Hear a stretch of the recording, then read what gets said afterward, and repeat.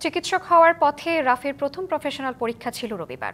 তার আগেই সব স্বপ্ন ধূলিসাৎ হয়ে গেল স্যার সলিমুল্লাহ মেডিকেল কলেজের 52 ব্যাচের এই শিক্ষার্থীর। মাকে সঙ্গে নিয়ে মাংস কিনতে গিয়েছিলেন রফিউল ইসলাম, কিন্তু তীব্র ভূমিকম্পে পাশের ভবনের রেলিং পড়ে আহত হন দুজনই। ছেলে চলে গেছে করুণ পরিণতির শিকার হয়ে, মা বেঁচে আছেন সন্তান হারানোর হাহাকার নিয়ে। শুক্রবার ছুটির দিন। অনেকের মতো রাফি ও তার মায়ের ইচ্ছা ছিল দুপুরে মাংস ভাত কিংবা বিরিয়ানি খাওয়ার। সেজন্য মা নুসরাত বেগমের সঙ্গে বেরিয়েছিলেন মাংস কিনতে, কিন্তু কে জানতো সেখানে তাদের জন্য অপেক্ষা করছিল অমোঘ নিয়তি। শুক্রবার সকালে রাজধানীর পুরান ঢাকার বংশালের কসাইটুলিতে একটি ভবনের নিচতলার মাংসের দোকানের সামনে অপেক্ষায় ছিলেন তারা। তখনই ভূমিকম্পে ভবনের রেলিং ভেঙে পড়ে। এ ঘটনায় গুরুতর আহত হন স্যার সলিমুল্লাহ মেডিকেল কলেজের শিক্ষার্থী রাফিউল ইসলাম ও তার মা। হাসপাতালে নেওয়া হলে রাফিকে মৃত ঘোষণা করেন চিকিৎসক। ইউনিভার্সাল কার্ডিয়াক হসপিটাল, আপনার হৃদয়ের আরো কাছে।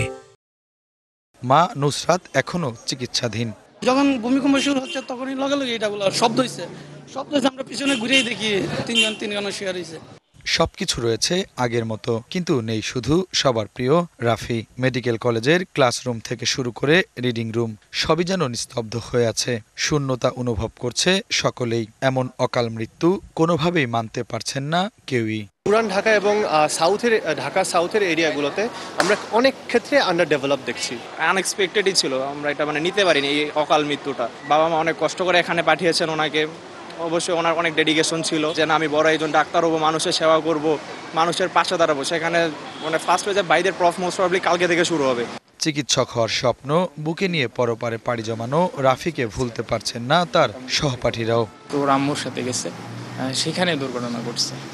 অথচ কিন্তু আমরা সবচেয়ে রিস্ক জোনে থাকি। এটা হচ্ছে আমাদের সাথে হতে পারতো, কিন্তু আল্লাহ ওকে নিয়ে নিছে। এটা হচ্ছে খুবই দুর্ভাগ্যজনক আমাদের জন্য। আমাদের আগামীকাল থেকে ফাস্টফুড মেডিকেল জীবনের ফাস্টফুড পরীক্ষাটা একটু ক্রিটিক্যাল আমাদের সবার জন্য। এই দুর্ঘটনার কারণে আমরা খুবই শোকাহত। অত্যন্ত মেধাবী ও বিনয়ী ছিলেন রাফি। হলে সিট থাকার পরও থাকতেন মায়ের সাথে। তাকে হারিয়ে আবেগে আপ্লুত কলেজের অধ্যক্ষ। সে অত্যন্ত মেধাবী ছাত্র ছিল, বিনয়ী ছাত্র ছিল।